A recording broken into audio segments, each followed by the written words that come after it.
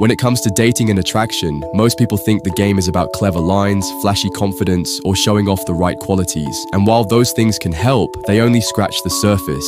The truth is, there's a much darker side to this world, a place where attraction stops being something natural and becomes something you quietly control. That's the thin line between playful seduction and manipulation, and once you cross it, you're no longer just sparking interest, you're shaping obsession. Seduction in itself isn't wrong.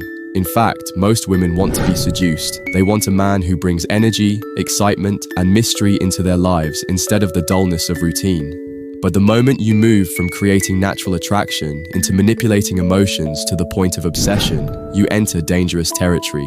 This is where emotional hijacking comes in, and once you understand it, you'll see why some men become unforgettable without ever seeming to try. The first truth you need to grasp is that people don't fall for you because you make logical sense. They don't fall for your resume, your car, or your looks alone.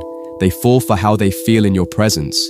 And even more importantly, they fall for the inner story they begin telling themselves when they're around you. Most men make the mistake of trying too hard, impressing, entertaining, convincing. But when you do that, she becomes the one in control, the judge of your efforts. The real power comes from sparking emotions without explaining them, without asking for approval. Because when a woman feels something in your presence, her brain automatically ties that emotion to you, whether you caused it or not. That's the hijack. The next layer is implied control. When she laughs because you teased her, she doesn't think, oh, he's clever. She just feels good, and her mind anchors that good feeling to you. When you challenge her in a way that excites her, she doesn't analyze your logic. She feels that thrill, and she ties it to you. That's how memories form, not from logic, but from emotion linked to a person. Now here's where things get darker, because once you learn to deliberately trigger those emotions, you can bypass her rational mind completely. She'll feel pulled towards you even if she knows logically that she shouldn't. That's why women find themselves obsessing over men they can't logically justify wanting.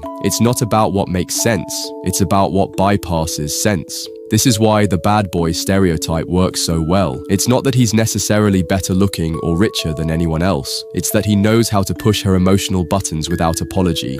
He creates highs and lows, tension and release, comfort and uncertainty, and those emotional swings are addictive. The brain starts to crave the unpredictability, and soon, she craves him. This is the dangerous art of emotional hijacking, and make no mistake, it works. But here's the part most men never understand. It's a fire you can't always control once it's lit. Because when you make a woman feel something powerful, you don't just control the moment, you risk leaving a mark. That's why women remember the men who made them feel, long after they forget the men who simply made sense. Emotion brands deeper than logic ever could. This is why arguments rarely change how a woman feels about you. You can't debate your way into desire, but you can tease, challenge, and inspire your way there. Because emotion is the gatekeeper to memory, to attraction, to obsession. You trigger it, you own the space in her mind. This is the real reason women chase men who don't even treat them well. It's not the treatment, it's the emotion he makes her feel, and it's why the nice guy who never makes her feel anything beyond comfort gets left behind. Comfort without spark is forgettable. Spark without comfort is chaos. But the balance, that's desire. So here's the real secret most men miss. Attraction isn't logical, it's neurological. It's dopamine spikes, adrenaline surges, oxytocin bonds. It's biology dressed up as romance.